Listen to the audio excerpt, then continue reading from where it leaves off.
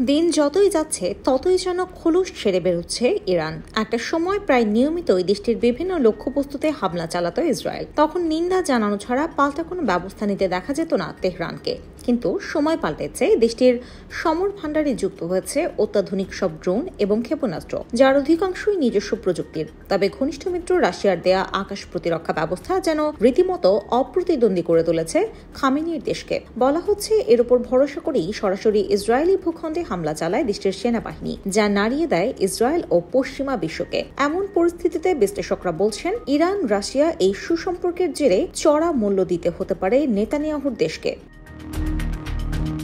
Iran ও ইসরায়েলের সংঘাতে নতুন করে উত্তপ্ত গোটা মধ্যপ্রাচ্য। শুরু থেকে ইসরায়েলকে সমর্থন দিচ্ছে আমেরিকা। অন্যদিকে ভয়ঙ্কর সব অস্ত্র দিয়ে ইরানকে শক্তিশালী করে তুলেছে বিশ্বের অন্যতম সুপার পাওয়ার রাশিয়া। সব দিক বিবেচনা করেই চিরশত্রু ইসরায়েলের ভূখণ্ডে হামলা চালিয়েছে তেহরান। এমনকি ইসরায়েলের ক্ষেপণাস্ত্রগুলো ঠেকিয়ে দেওয়ারও সক্ষমতা রয়েছে উপসাগরীয় দেশটির। আর এই কাজে ইরানকে সহযোগিতা করেছে ভ্লাদিমির পুতিনের দেশ। বার্তা সংস্থা রয়টার্স জানিয়েছে, চলমান ইউক্রেন যুদ্ধে পুতিনকে হাজারো ড্রোন ও ক্ষেপণাস্ত্র দিয়ে সহায়তা করেছে ইরান। এর প্রতিদান হিসেবে তেহরানকে শক্তিশালী আকাশ প্রতিরক্ষা ব্যবস্থা ও অত্যাধুনিক যুদ্ধ বিমান দিয়েছে রাশিয়া। তবে এগুলোর পরিমাণ সম্পর্কে জানা যায়নি। রাশিয়ার নিত্য নতুন প্রযুক্তি ইরানকে আরো শক্তিশালী করেছে, যা ইসরায়েলের মাথা ব্যথার কারণ।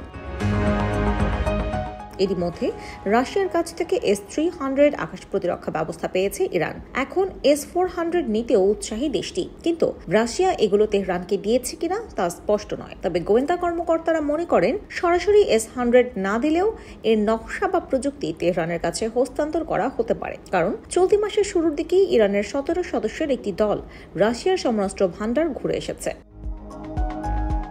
বিশ্লেষকরা বলছেন, ইরান যদি এই প্রতিরক্ষা ব্যবস্থা পেয়ে থাকে তবে দেশটির পারমাণবিক স্থাপনাগুলো আরো সুরক্ষিত হবে। রাশিয়ার এসব অস্ত্রে ইরানের আকাশ ইসরায়েলের জন্য অজেয় হয়ে উঠবে। ইসরায়েলের জন্য আরো ভীতিকর খবর হলো, সম্প্রতি যৌথভাবে নতুন ড্রোন তৈরি শুরু করেছে মস্কো ও তেহরান। ফাঁস হওয়া নথিতে সামনে এসেছে এসব তথ্য। অবশ্য এই নিয়ে কোনো মন্তব্য করেনি রাশিয়া ও Iran. IBTV USA, New York.